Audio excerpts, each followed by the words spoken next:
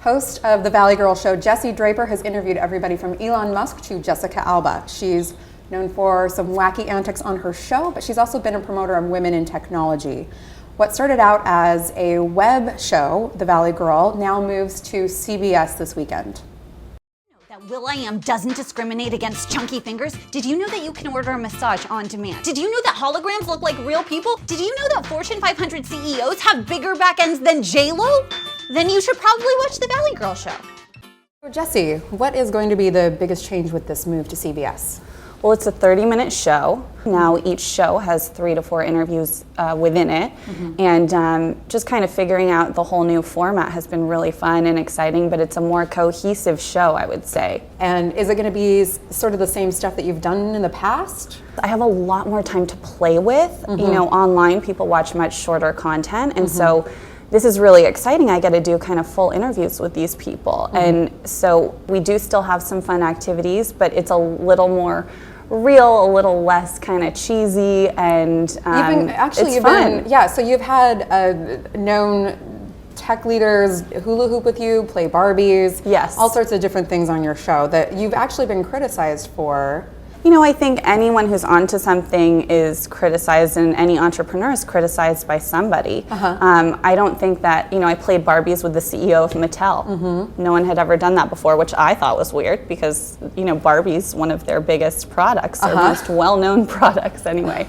And so, I tried to create activities that made sense for each guest.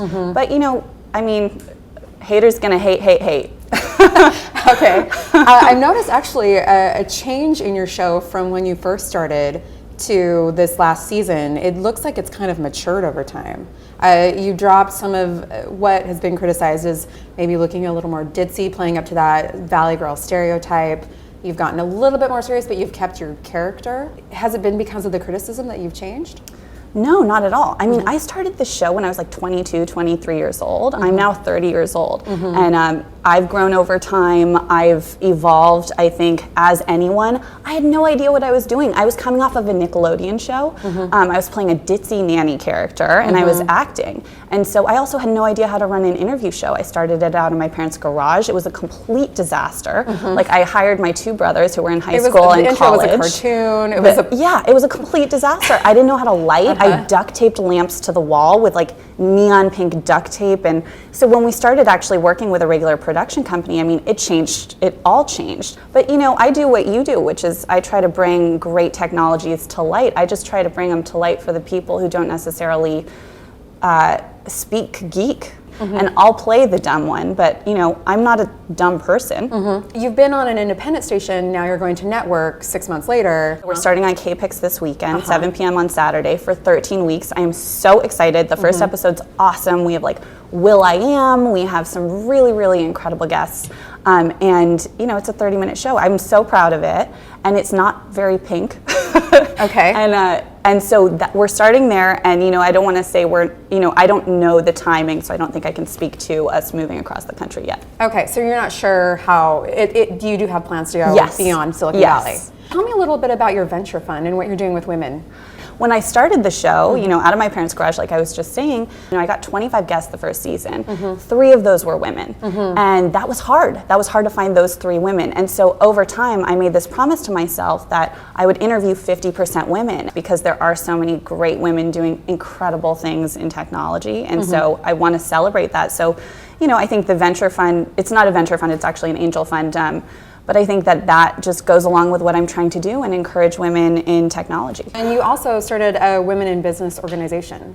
Yes, so I run, I throw lots of kind of exclusive women in business networking events. We've done a couple in LA, one in New York. We're about to do one in San Francisco. And I just really try to encourage women in any way I possibly can. Do a lot of women come to you and talk about the Silicon Valley gender issues? Yeah, they do. There's a lot of Silicon Valley gender issues. I have friends who've pitched VCs and been sexually harassed. I have friends who've, there's just a whole bunch of them, and it's definitely a topic that's covered regularly. But, I think that needs to stop. I think men need to get behind it too. Do you feel like you've personally faced that? really, really early in my career as the Valley Girl, which I just have to laugh every time I say that. When I was dressing really sort of ditzy and I was wearing all pink, and people didn't take me seriously. And I think that, I did that to myself though. Now, you know, I don't know. I think now I've become a much stronger woman, and I think it's about being able to say no. I used to be too nice. I'm sure you've had this.